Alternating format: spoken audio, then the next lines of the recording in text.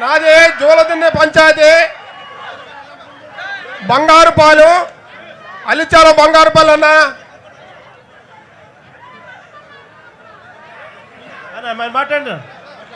అన్నా ఇక్కడ నా పేరు రంగయ్య. మా మత్స్యకారు సంస్థన సుమారు మేము నాకు తెలిసినంత వరకు ఈ ఫిషింగ్ హార్బర్కి రాకముందు మేము పడ్డ కష్టాలు సముద్రంలో తెప్పలో పోయి 10 కిలోలు 20 కిలోలు తీసుకొచ్చి మేము ఇక్కడ అమ్ముకోవడానికి అవకాశం లేకుండా మేమే తీసుకుపోయి పల్లెటూళ్ళు అమ్ముకుంటే ఇక్కడ 10 రూపాయలు 20 రూపాయలు ఉండేది, అడగకపోతే 20, 30, 40 వచ్చేదన్న. ఇప్పుడు మనకి మన హార్బర్ జోలదిన్న హార్బరు మీ దయ వల్ల ఇక్కడ కట్టిన దానికి ఎంతో సంతోషపడుతున్నామన్న.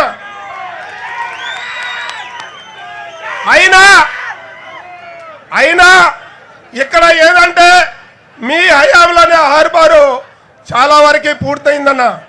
అయినా కొంత నిలబడిపోయింది. ఎందువల్ల నిలబడిందో మాకేం తెలియదు.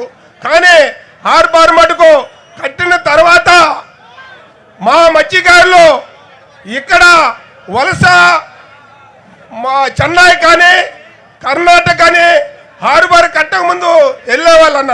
ఇప్పుడు హార్బర్ కట్టిన తర్వాత మేము చాలామంది ఈ హార్బర్ వల్ల మేము ఇక్కడే బోట్లు తయారు చేసుకొని మేము ఇక్కడే జీవనం గడుస్తున్నాము. చాలామంది 70% ఇక్కడ యాడ్ చేసుకుంటున్నారన్న. బాగానే ఉంది, సంతోషపడ్డాం.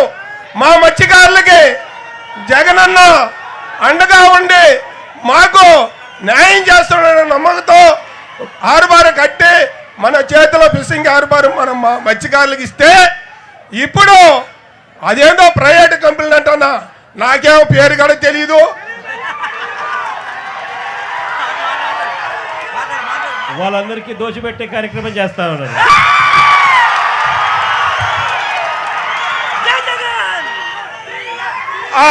నాకేమో అయ్యా గమ్మన్నా, నాకేమో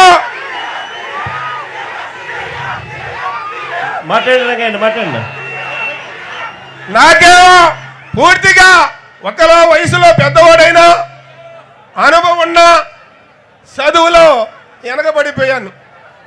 అయినా మా పెద్దలు ధైర్యంతో వెనకబడ్డాను. మా ఆ జోలదిన్న గ్రామం 5 పాలాలు, ఇక్కడ 6 పాలాలు ఉన్నాయి. పాలాలు ఆ గ్రామం తరపున ఇక్కడ మాట్లాడటానికి నాకు అవకాశం ఇచ్చారన్న. నేను సంతోషపడుతున్నాను. కానీ ఆ కంపెనీ ఏ కంపెనీ అయినా సరే మాకు కట్టిన హార్బర్, మా మత్స్యకారులు కట్టిన హార్బర్ మాకే కావాలి. అందులోనూ ప్రైవేట్ డిఫెన్స్ కంపెనీ అంటున్నది. ప్రైవేట్ కంపెనీలో కూడా డిఫెన్స్ కంపెనీ అంట. అంటే దాని అర్థం ఏంటంటే ఇక పూర్తిగా రిస్ట్రిక్షన్స్ పెడతారనమాట. అంటే మన హార్బర్ లేక మనం రావాలన్నా కూడా చెక్ పోస్టులు, కర్ఫ్యూలు, పాస్పోర్ట్లు ఇవన్నీ మనం పెట్టుకుంటే తప్ప నుంచి మనం మన హార్బర్ లేక కూడా మనం రాకూడదట. అదే అన్న, ఏంటంటే ఆ విషయాలన్నీ మాకు తెలియదు. మాకు కట్టిన హార్బర్ ఏ కంపెనీ ఉండకూడదు. అలాంటి కంపెనీ ఉంటే మేము హార్బర్లో పోయి యాడ చేయడానికి అవకాశం ఉండదన్న. ఆ కంపెనీలు తీసేసి మా హార్బర్ మా మత్స్యకారులకి మీ తరపున చంద్రబాబు నాయుడు ముఖ్యమంత్రిగా ఉన్నారు, ఆయనకి చెప్పి అది ఆపి మీ తరపున మా మత్స్యకారులకి మా హార్బర్ మాకే ఉండేలాగా చెయ్యన్న. ఇదే నాకు కావాల్సిందన్న. ఈ కంపెనీ డిఫెన్స్ కంపెనీకి కావాలి అని అంటే పక్కన పోర్టు ఉంది, కృష్ణపట్నం పోర్టు. ఆ పోర్టులో దండిగా స్థలం ఉంది. అక్కడ కావాలంటే ఎవరికైనా కూడా ఇచ్చుకోవచ్చు. ఇక్కడ మాత్రం